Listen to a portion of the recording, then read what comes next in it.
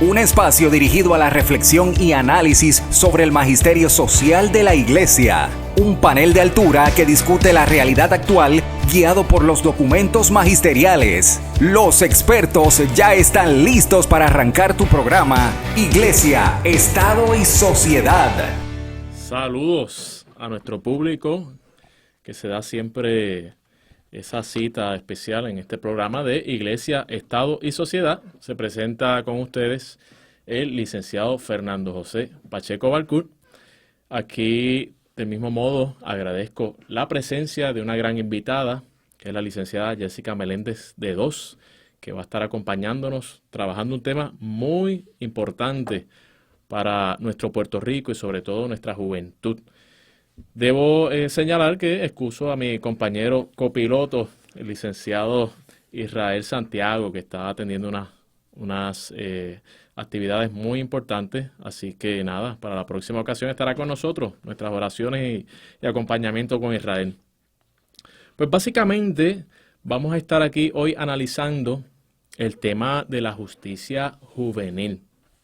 Entonces, en cuanto al tema de la justicia juvenil, sí me gustaría citar de la carta apostólica Amoris Laetitia sobre el amor en la familia del Papa Francisco, que dice así, dice el numeral 260, hace esta pregunta: ¿dónde están los hijos?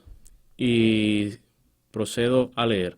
La familia no puede renunciar a ser lugar de sostén, de acompañamiento, de guía, aunque deba reinventar sus métodos y encontrar nuevos recursos. Necesita plantearse a qué quiere exponer a sus hijos. Para ello no se debe dejar de preguntarse quiénes se ocupan de darles diversión y entretenimiento, quiénes entran en sus habitaciones a través de las pantallas, a quienes los entregan para que los guíen en su tiempo libre. Solo los momentos que pasamos con ellos, hablando con sencillez y cariño de las cosas importantes y las posibilidades sanas que creamos para que ellos ocupen su tiempo, permitirán evitar una nociva invasión. Quería comenzar con eso, dándole el pie forzado a esta dinámica que tenemos en Puerto Rico sobre la juventud y cómo nosotros podemos prevenir que sucedan, ¿verdad? Que estos jóvenes pues se pierdan en el camino, posteriormente pues terminen tal vez en una institución juvenil o en una institución de adultos, en una cárcel, como le decimos. Así que nada, comenzando con este tema, sin más preámbulos, aquí tenemos a la licenciada Jessica Meléndez de DOS, que ya dirige la Sociedad para Asistencia Legal en el área de Mayagüez. Licenciada, bienvenida. Muy buenas tardes a todos los radioescuchas. Agradecemos primero que nada la invitación que nos hiciera el profesor Pacheco y el profesor Santiago para hablar un poco de lo que es relacionado a la ley de menores y el sistema de justicia juvenil aquí en Puerto Rico. Pues muy bien, licenciada. Queremos tocar este tema muy importante porque Puerto Rico de hoy está viviendo unas crisis, sobre todo en la familia, y eso lo vemos en la juventud, que tristemente semana tras semana vemos como en la prensa se reseñan pues muertes de jóvenes, tiroteos, agresiones, accidentes de tránsito, y nos toca a nosotros. Nos toca a cada uno de nosotros que tenemos familia, que tenemos hijos, que aunque no tengamos hijos, pero tenemos personas jóvenes a nuestro alrededor que podemos aconsejar, que podemos intervenir a tiempo para que, si están por el camino equivocado, pues puedan redirigirse. Entonces, la licenciada Meléndez, ¿usted nos puede hablar un poquito sobre esta reforma de justicia juvenil que usted ha trabajado desde la oficina de la Sociedad para Asistencia Legal y cómo esto pues ha ayudado a reformar un poquito el sistema de justicia juvenil? Pues mira, esto comenzó en el 2017, no lo había adelantado antes, pero yo estoy laborando en la Sociedad para Asistencia Legal desde el 2012. Allí se atienden una serie de asuntos, tanto asuntos de menores, asuntos criminales de adultos y asuntos de salud mental. Nosotros nos hemos enfocado en atender los asuntos de menores básicamente, y en el 2017 surge una noticia que los que no recuerdan le damos un poquito de conocimiento de ello. El caso de Alma Yarida, pueden hasta buscarlo en las redes o buscarlo en el internet. Y ese caso fue un caso en una escuela pública donde provoca que un periodista, que es el periodista Benjamín Torres Gotay, se interesara en lo que estaba sucediendo porque se le había dado mucha publicidad a lo que era el caso. Y algo bien importante de los procedimientos de menores es que los procesos son confidenciales y en ese caso se logró que ante una renuncia tanto de la menor como de sus padres a que los procesos fueran confidenciales, se comenzó a sensibilizar y a publicar lo que sucedía en la corte de los menores, toda vez que, como ya le comenté anteriormente, los procedimientos eran confidenciales. Ese caso particularmente nosotros lo estudiamos de cerca porque eso era el día a día de lo que sucedía en nuestras oficinas, en las 13 regiones judiciales. Los casos que estaban llegando a nuestras oficinas mayormente eran casos de escuela pública, asuntos donde se podían manejar de alguna manera en las escuelas, casos de agresiones simples, alteraciones a la paz, o sencillamente que un menor le decía una mala palabra a otro, y esos casos llegaban al tribunal de menores.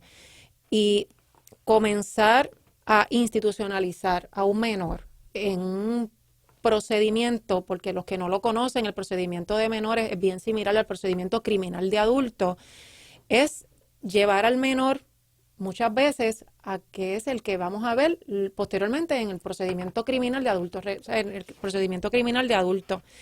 Y con este caso, con ese caso comenzamos un cabildeo con varios senadores, particularmente con el senador Vargas Vidot,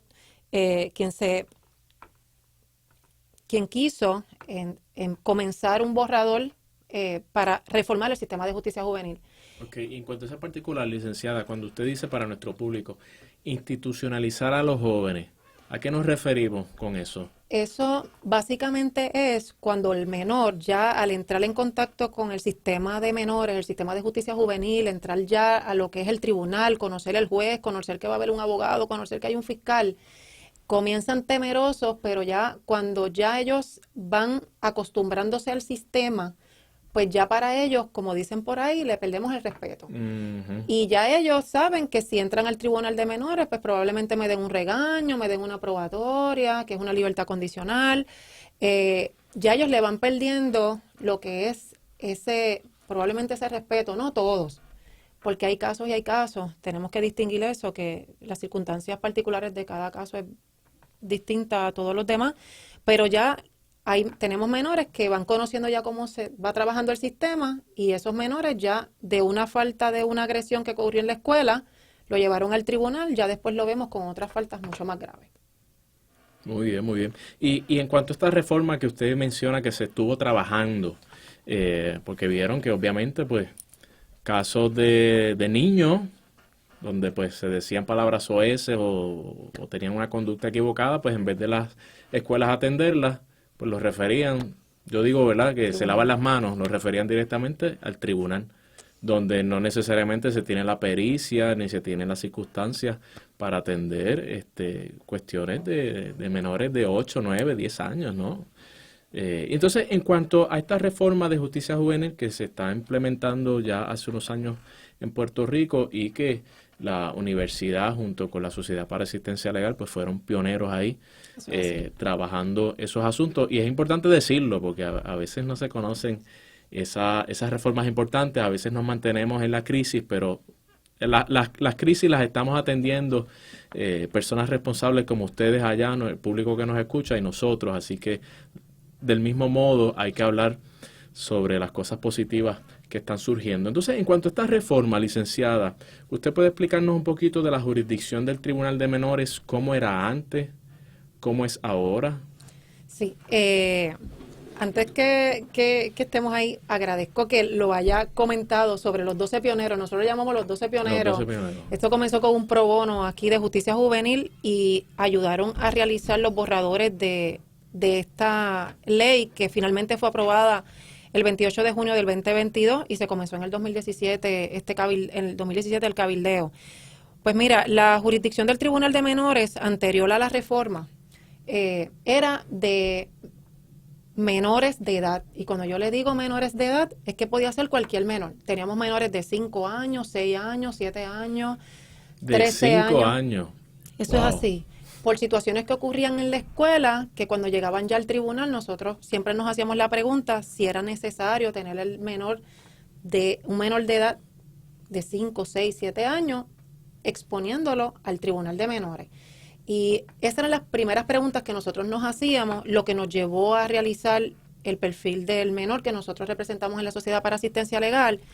Y en el 80, 70% de los casos, probablemente hasta el 90%, la mayoría de los menores que nosotros atendíamos por faltas graves o por faltas que necesariamente necesitaba la intervención del tribunal en algún momento, eran menores de 15 años, 16 años, 14 años.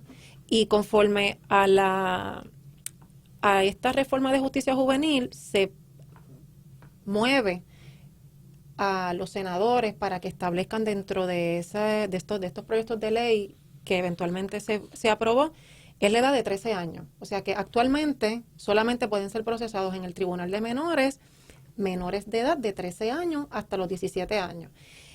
Anteriormente eso no pasaba. Y muchos se preguntarán, ok, ¿qué pasa con el menor de 12 años que sabemos que pasó algo en la escuela? Ujú. ¿Qué vamos a hacer con ese menor? Pues conforme la reforma y las enmiendas que hubo a la ley y a las reglas de procedimiento de asuntos de menores, se debe referir el asunto al Departamento de la Familia. No es para que intervengan y le radiquen un caso de maltrato, de eso no se trata. Se refiere al Departamento de la Familia y el Departamento de la Familia va a identificar algún tipo de servicio que esa familia o el menor necesita para evitar que cometa delito ya luego de que tenga 13 años. Probablemente llega al Departamento de la Familia y diga, mira, no, este menor le está recibiendo todos los servicios en su casa, no necesita servicios adicionales y ya se acabó el caso. Pero eso era antes, volvemos, antes no había una edad mínima y conforme la reforma tenemos una edad mínima. Licenciada, y usted público y a este servidor, ¿nos puede dar una anécdota de algún caso donde usted haya tenido que ser la abogada de un niño de temprana edad? Sí, tuvimos esa experiencia una vez comenzamos en la Sociedad para Asistencia Legal, el niño tenía 7 años. Uno de los ejemplos que nosotros utilizamos al momento de comenzar con este cabildeo, y lo que pasó fue una pelea en una fila de un comedor escolar. Allí el nene estaba siendo víctima de bullying. Cuando ve a su agresor, el agresor con el menor cliente, entran como en una, no discusión, pero el otro empieza a decirle comentarios y el niño lo que hace es que lo empuja. Pasa una maestra, pasa una trabajadora social y entonces le radican al niño de 7 años, cuando Wow. realmente él era el que estaba siendo acosado por el otro niño. Y ese niño llegó al tribunal cuando nosotros nos damos cuenta de la edad y nos damos cuenta que él no podía ni tan siquiera mirarnos y se pasaba todo el tiempo en la falda de su mamá o escondido detrás de su mamá. Presentamos un recurso y el tribunal entendió que este menor era inimputable, que él no conocía lo que estaba sucediendo en el tribunal y por ende no podía seguir siendo procesado. Pero sí nos pasó, tengo otros compañeros que han tenido casos de niños que igual de 7, 6 años pasaban situaciones dentro del salón, no se manejaban y cuando llegaban al tribunal esos mismos niños estaban jugando en la sala de espera. Y cuando uno ve eso, uno dice, pero es que son niños, ellos no conocen, no comprenden lo que está sucediendo, ¿por qué llevarlos al tribunal de menores cuando realmente estas situaciones se pudieron haber manejado en el entorno escolar? Claro. Que precisamente una de las otras enmiendas a la ley fue el agotamiento de remedios administrativos. Fue un esfuerzo grandemente de compañeros de la Corporación de Servicios Legales y de Asistencia Legal, donde nosotros promovíamos que se aplicara el reglamento escolar, porque el reglamento de educación establece un proceso en casos donde menores cometan algún tipo de conducta que ellos entiendan grave o que sea más sencilla, y el reglamento de educación provee para que se lleve a cabo un procedimiento dentro de la escuela. Y ya si ellos no llegaran a ningún tipo de entendido, pues entonces el caso podía ser referido al Tribunal de Menores. Conforme a esta enmienda, se tiene que agotar ese remedio que consta en el reglamento de educación antes de llevarlo al Tribunal de Menores, que por lo menos en ese sentido hemos ganado esta batalla de no llevar al tribunal casos de la escuela cuando se pudieron haber trabajado de la mejor forma allí. Claro, ¿no? Y el ambiente en el tribunal es muy hostil. E inclusive para los adultos, ¿no? Pues ya estás acostumbrado a ese ambiente como profesional, pero es un ambiente hostil, denso, un ambiente de mucha animosidad y a veces un poquito traumático. Entonces no me quiero imaginar un niño que se ha expuesto a esto sin necesidad. Yo creo que a los que deberían llevar es a los padres, porque un menor que es llevado, ¿verdad? En estos casos anteriores que usted cuenta al tribunal, pues, dónde estuvieron los maestros o el trabajador social y sobre todo los padres? Yo tuve un caso siguiendo esa línea, donde pasa otra situación en el comedor, pero dentro del comedor escolar. Y fue una pelea. Y la encargada del comedor, eso fue otro caso que tuvimos, la empleada del comedor, la encargada, lo que hace es que a uno de los menores le dice: tú me vas a hacer un ensayo de lo que es el respeto y la dignidad humana, y tú me vas a ayudar a mí a recoger aquí las mesas. Cuando la encargada va al tribunal y declara esto, que dice: yo fui testigo, pasó esto así, y le preguntaron cómo ella lo manejó, y ella le expresó al tribunal: lo manejamos de esta manera. La jueza en aquel momento le dice al procurador: no tengo nada que más hacer aquí. El servicio se le dio en la escuela. Me parece que de esa manera se pudieron haber manejado otros casos. No hubo maltrato institucional, porque aquí solamente me vas a hacer un ensayo y el otro me va a ayudar a recoger las mesas. Siendo eso así un acto que no lo llevaste al tribunal, ellos llegaron allí al tribunal luego y se dieron la mano. El tribunal felicitó a la escuela de cómo lo manejó. Pero esa suerte no la corren todos los menores, no la corrían todos los menores. De hecho, dentro de la reforma, y es algo bien importante que la gente debe conocer, el hecho de que sean menores de edad no significa que no se le pongan sus esposas, sus restricciones mecánicas entre manos y pies, porque dependiendo del caso, cuando llega el caso al tribunal, se evalúa si ese padre o ese encargado está siendo responsable con ese menor, si tiene garantías, si le está dando el debido cuidado o protección al menor, y si el tribunal entiende que no, y no hay un hogar disponible para él, lo llevan a una institución de menores. Y ahí es que el menor comienza a entrar a este sistema nuevamente, y ya se convierte en un criminal. Dentro de la institución hay otros menores en peores circunstancias probablemente, y los llevan encadenados. Y producto de la reforma, nosotros promovimos que durante el proceso de menores, estos casos donde hayan menores en la institución, una vez empieza el proceso, no sean llevados con las restricciones mecánicas, porque muchos de los menores comenzaban a llorar, querían irse a su casa, no querían mirar al abogado. Ese proceso y esa confianza que debe existir, el menor se sentía avergonzado, quería irse, no te hablaba, y lo que tratamos de conseguir y provocamos y se logró, es que una vez el menor entre a la sala a atender su proceso, se le remuevan las restricciones mecánicas. Esa es la norma general. Siempre tiene sus excepciones, que el menor no haya tenido fugas anteriores, no representa un riesgo para sí o para los demás, que a petición del procurador o a petición de alguaciles se puede mantener al menor con esas restricciones. Pero de lo contrario, normas generales que no. Muy bien, muy bien. Y sobre todo, yo creo que eso es parte del proceso de restauración, de esa rehabilitación de ese niño que pues tuvo una situación, y sobre todas las cosas ya a esa edad pues la responsabilidad es de los encargados de ese menor, ¿no? Así que de nada sirve. Qué bueno que esto se cambió en esta reforma de justicia juvenil, en esta nueva ley, porque es algo traumatizante, ¿no? Para un menor, que puede inclusive pues ocasionar un mal mayor al que simplemente llevarlo allí para que escarmiente. No, y que el propósito de la ley, tal cuidado, protección, rehabilitación del menor, y esos propósitos no se cumplen estando el menor con unas restricciones, estando el menor en una institución, que realmente lo que se trató con esta reforma es llevar a cabo esos propósitos, que son los que dirigen el sistema de justicia juvenil, además de garantizarle sus derechos constitucionales. Y me parece que la rehabilitación, más allá de ubicarlo en una institución, sabemos que hay menores que no tienen ese apoyo familiar. Hay menores, muchos de estos menores entran al sistema siendo del Departamento de la Familia, custodiar el Departamento de la Familia, donde no han tenido unos padres que hayan sido responsables o porque no hay ningún encargado para este menor y que entran ya al sistema de menores. Pero lo que busca la ley y el fin último de la ley es la rehabilitación y protección del menor. Excelente. Pues, Radio Escucha, vamos ya mismo para la pausa y básicamente pues estamos redondeando sobre el tema principal, que es la reforma de la justicia juvenil, donde estamos hablando aquí un poquito con la licenciada Meléndez sobre lo que dispone la ley de menores, estos procesos ante los tribunales, del mismo modo cómo podemos prevenir, cómo podemos trabajar cada uno de nosotros en nuestras diferentes instancias para lograr esos cambios positivos que queremos en nuestra sociedad.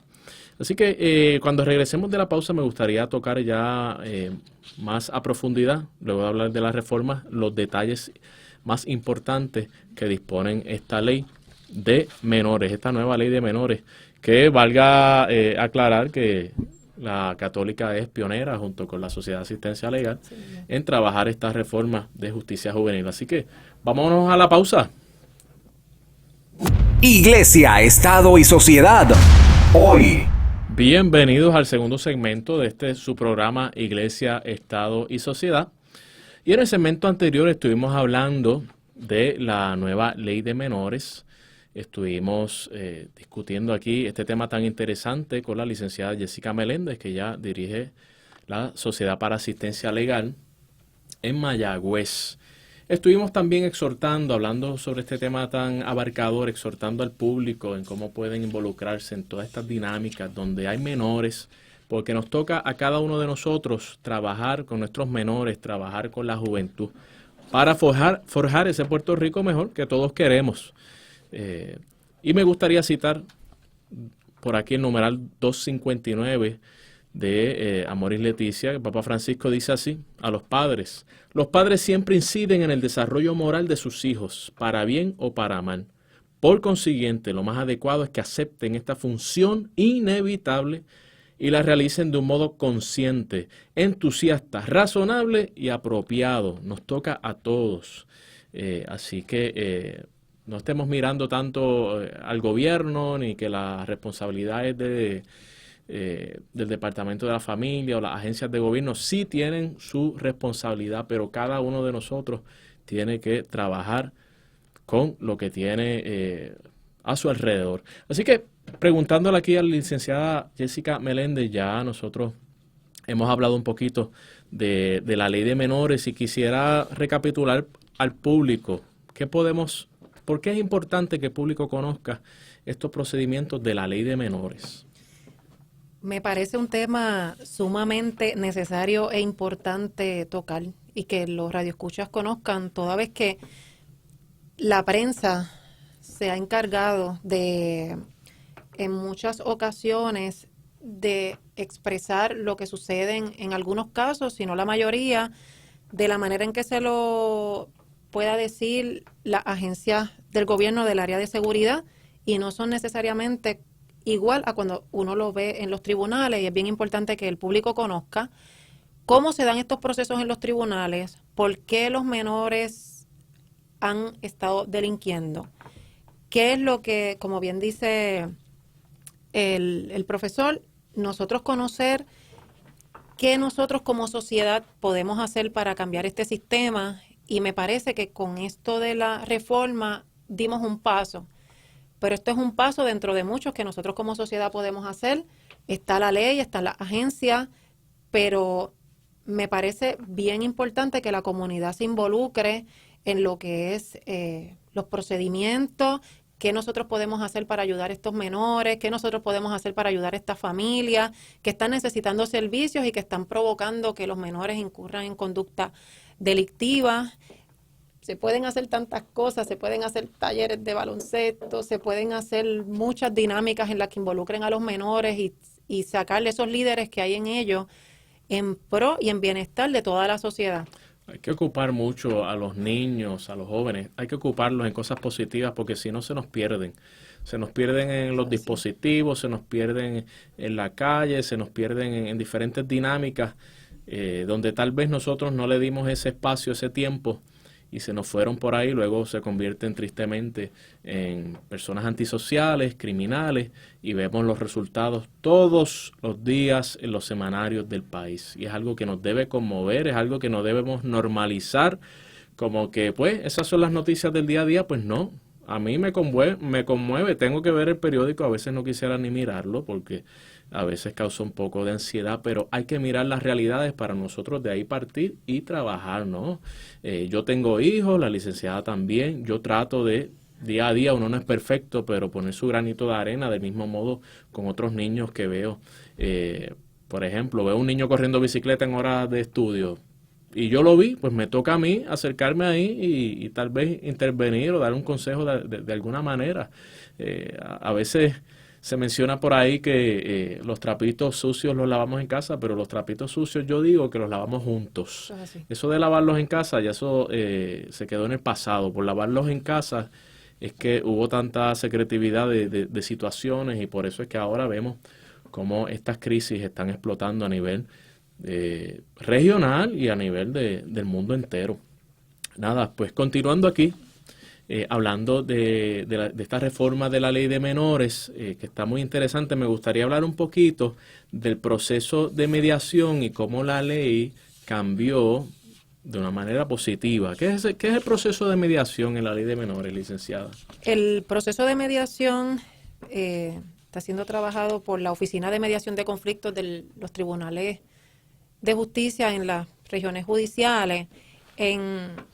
Anteriormente a la reforma, muchas jurisdicciones, por no especificar cuáles sí y cuáles no, referían a los menores al proceso de mediación, y eso es un proceso en el que ambas partes, tanto el menor como la parte alegadamente perjudicada, que podía ser un adulto, porque teníamos casos donde el menor está en conflicto con la ley con sus padres, o en algún maestro, algún otro amiguito del salón, que lo estábamos comentando ahorita, y hay un árbitro, hay un mediador, y ese mediador es el que comienza a hacer una serie de preguntas, comienza a probablemente preguntar a las partes qué ocurrió, probablemente separados, luego en conjunto, y se llegan a unos acuerdos.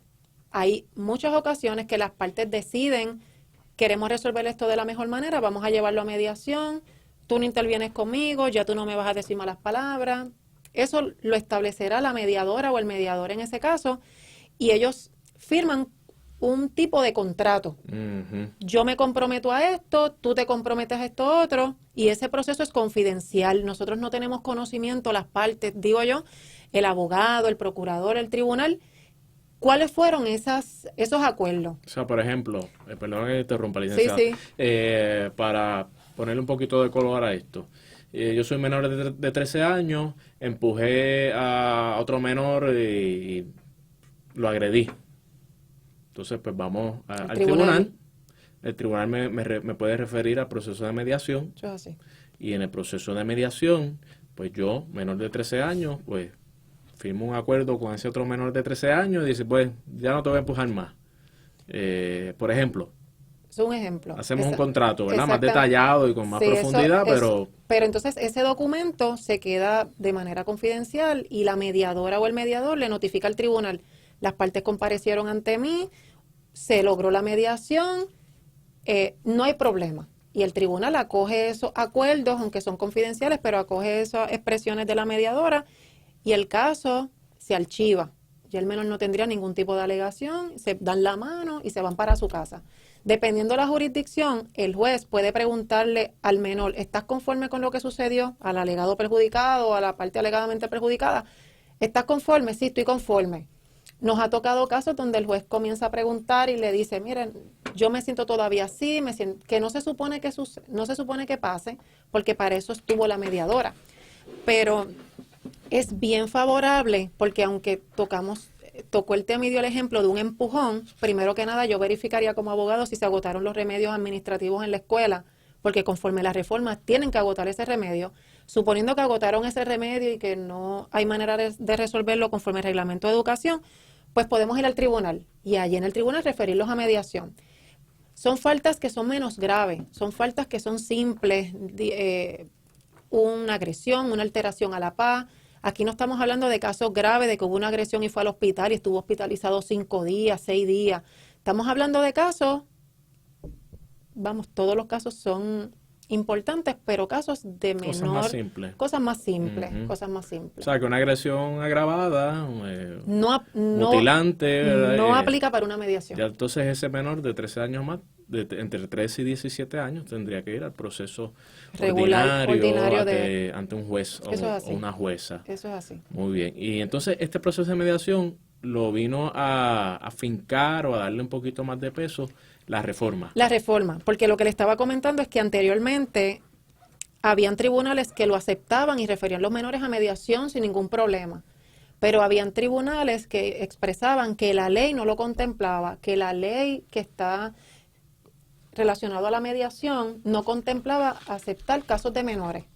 Y hubo tribunales, no está en la ley, no está en la ley de menores ni en las reglas, no te lo voy a referir a mediación. Y lo que logramos con la reforma fue uniformar, que se enmendara la ley ¿verdad? de mediación de conflictos para que se puedan referir esos menores a mediación y que ya hay las partes, pues ya el menor ya no estuviera ya más en contacto con el proceso ordinario de menores. Bien, bien. Ya gracias a Dios con esta nueva ley, con estas reformas, pues un niño de 12 años o menos no tiene que ir ante estos procesos ante el tribunal porque se considera inimputable. Inimputable, claro está, esto es altamente traumatizante para un niño. Sí hay que disciplinar, pero tampoco es traumatizarlo el resto de sus vidas. Así que, pues de 13 años aún, ¿verdad? En mi opinión todavía sigue siendo, ¿verdad? Es un gran avance, pero todavía muchos siguen siendo unos niños con una capacidad y una inmadurez muy grande, ¿no? Pero entonces, dentro de este proceso que usted ha atendido a estos menores, a mí me gustaría preguntarle un poquito sobre la salud mental de esos menores, esos procesos que usted ha visto. ¿Cómo está esa salud mental? Usted no es psicóloga, pero en ese proceso que usted ha podido percibir de la salud mental de estos menores. En la Sociedad para Asistencia Legal, una vez nosotros comenzamos el proceso de cualificación para conocer si este menor va a ser representado o no por nuestra organización, nosotros llenamos una planilla en donde se le preguntan detalles, si es de educación especial, si tiene algún diagnóstico de salud mental, dónde está recibiendo tratamiento. Y yo me atrevo a decirle que en el 95% de los casos, todos los menores tienen un diagnóstico. Puede ser de déficit de atención o hiperactividad, puede tener un trastorno oposicional desafiante, está recibiendo medicación, mamá no se lo está dando, no tengo transportación, a algunos se le da el medicamento, pero la salud mental, en todos estos casos que nosotros hemos tenido, y la mayoría de los casos que llegan a nuestra oficina, tienen algún tipo de diagnóstico. Esté mal diagnosticado o no, eso nosotros nos dejamos llevar por lo que haya establecido algún médico de que tiene este diagnóstico. Y eso es en más del 90% de los casos. Eso es así. Yo bien raro que yo entreviste o empiece a cualificar a un menor y a sus padres y me digan, no padece de ninguna condición de salud mental. Casi todo, la mayoría tienen algún tipo de diagnóstico. Hay unos que son más severos que otros, pero en relación a eso es bien importante que se toque el tema porque hay una crisis, le pudiera decir, de salud mental y hay crisis en varios de los servicios que se ofrecen conforme a la ley de menores. Bien importante que el público conozca que en los procedimientos de menores que hemos estado tocando entra la función de un trabajador social. Y ese trabajador social es bien importante que el público sepa que comienza a hacer una evaluación de lo que está sucediendo en el entorno próximo de ese menor.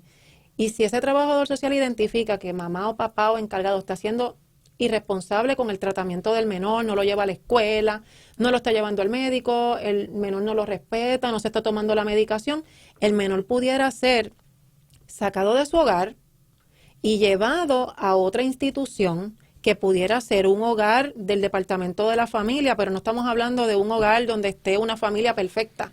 Estamos hablando de un hogar, sabemos que los están escuchando los adultos, como un hogar CREA, ¿ves? Donde hay otros menores en igual de circunstancias o peores, Y allí supuestamente se le va a dar el mejor servicio. Pero entonces el problema que tenemos actualmente es que la mayoría de esos hogares que atendían menores de ley 88, ya esos hogares están cerrados conforme a una política pública nueva del Departamento de la Familia, que era quien los costeaba, quien era los que subvencionaba, Family First, que se enfoca únicamente en Ley 246, que es la ley que protege a los menores de maltrato en su hogar y demás. Y ya estos menores bajo la ley 88 no pueden ser ubicados en esos hogares por disposición de ley, no los pueden, como dicen por ahí, mezclar en la ley 88 con la ley 246, y los menores, como no tenemos esos hogares, los llevamos a la institución. Entonces hay una crisis actualmente de hogares, de lugares donde podemos ubicar esos menores si la familia no puede ser responsable, porque entonces está obligando al sistema a llevar al menor a una institución juvenil. Y eso a nosotros nos preocupa porque muchos de estos menores que están en la institución juvenil o que llegan por una falta simple, donde el Departamento de la Familia, donde el trabajador social del tribunal entendió que mamá y papá no son responsables, no tengo hogar por una falta, pudieran llegar hasta una institución juvenil en espera de algún servicio. Algo que sucedió en la reforma es que esas faltas simples no pueden cumplir su medida en una institución juvenil, pero en lo que se da el proceso, ¿dónde lo ubico? Lo terminan ubicando en una institución. Y eso es lo que a nosotros nos preocupa, la carencia de hogares, y yo creo que es un llamado que nosotros llevamos haciendo caso tras caso, donde no tenemos un hogar disponible, se está penalizando al menor por el sistema no tener lugares idóneos donde ubicar los niños. No, y la responsabilidad, además que es de todos, pero en este particular, cuando se procesa a un menor, el Estado tiene una gran responsabilidad de referirlo a la agencia correspondiente, referirlo al tratamiento de salud correspondiente, porque a todas luces esto es un menor que fue víctima de maltrato. No le dieron el tratamiento médico, tal vez tuvo una crianza, bueno, tal vez no, en la mayoría de las ocasiones, una crianza deficiente que padre o madre no ha estado ahí presente. Del mismo modo, en el ambiente escolar también algunos de esos funcionarios pues no han estado presentes, y después, para colmo, lo voy a llevar a un tribunal para que sea procesado. Yo creo que también, del mismo modo, pues el llamado al Estado para que reconozca que esto es una situación muy apremiante, porque si yo no atiendo a los menores, si yo no atiendo a los jóvenes, ¿qué yo puedo esperar de los adultos? ¿Qué yo puedo esperar de estas situaciones que ocurren día a día y queremos pasar por desapercibida de estos jóvenes muriendo semana tras semana? No podemos hacernos de la vista larga, porque si no somos parte de la solución, pues somos cómplices. Y algo bien importante sobre eso es que esto nos puede tocar a cualquiera de nuestros familiares, y cuando no nos toca de cerca es bien fácil señalar, indicar de lo que hizo mal, lo que hizo bien, lo que hizo mal, pero yo he tenido menores que los han comenzado a procesar por tener un banshee por la calle, una motora de monte, ya le comienza una infracción al amparo de la ley 22, que es la ley de tránsito, porque ese tipo de vehículo que no tiene tablilla no puede estar en la calle. Y eso lo que abre es una caja de Pandora, porque aunque es una falta menor, si el papá o el encargado no ha demostrado tener las garantías de protección con ese menor, pues entonces el menor pudiera en su momento ser removido de ese hogar. Y eso es algo bien importante que se debe atender.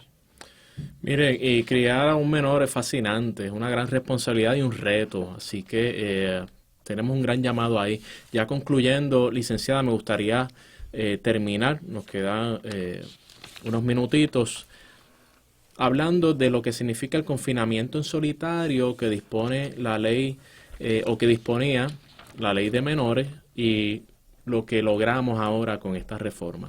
Mira, el confinamiento en solitario, eso es la misma palabra lo dice, esos son los menores que están ubicados en la institución juvenil, donde se les ubica en una celda pequeña, donde no hay otros menores con él, donde no se le pueden dar, se le siguen dando los servicios, pero se le dan de manera aparte. No hay otro menor con él allí, no socializan, no comen con los demás, y conforme la ley, ese tipo de confinamiento que le llaman en la institución juvenil medida de seguridad está prohibido por un término mayor de 24 horas, porque pueden haber ocasiones donde el menor haya presentado alguna sintomatología de querer atentar contra su vida y demás, pero ese tipo de confinamiento no está permitido por la ley. Y nosotros hemos venido en conocimiento de menores que los papás nos dicen, mira, no, mi hijo lleva en esa celda solo 5 días, 4 días, y nosotros que no puede ser porque conforme la ley se supone que ese tipo de confinamiento no esté permitido.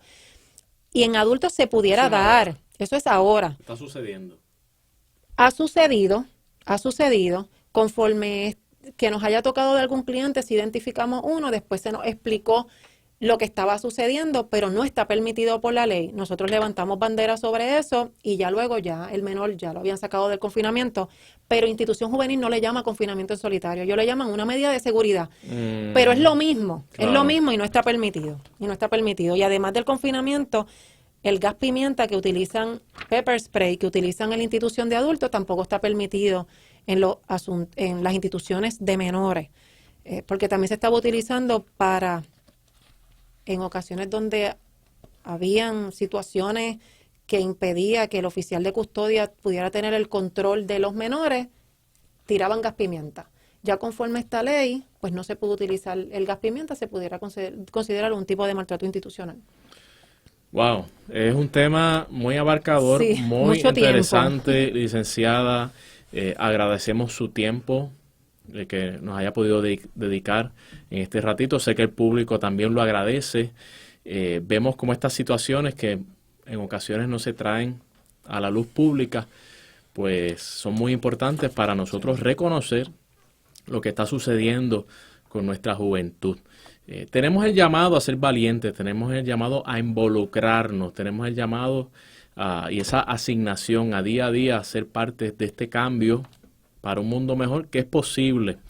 Ya concluyendo, me gustaría citar del numeral 263 de Amoris Leticia, dice: aunque los padres necesitan de la escuela para asegurar una instrucción básica de sus hijos, nunca pueden delegar completamente su formación moral.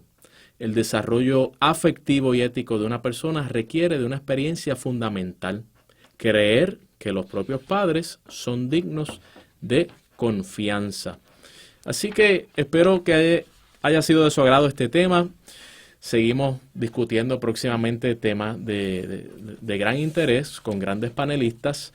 Y ha sido todo por hoy en este su programa Iglesia, Estado y Sociedad. Iglesia, Estado y Sociedad es una producción del Instituto de Doctrina Social de la Iglesia de la Pontificia Universidad Católica de Puerto Rico. Tienes una cita la próxima semana a esta misma hora, porque el análisis y la reflexión continúan. Iglesia, Estado y Sociedad, una producción de la Pontificia Universidad Católica de Puerto Rico.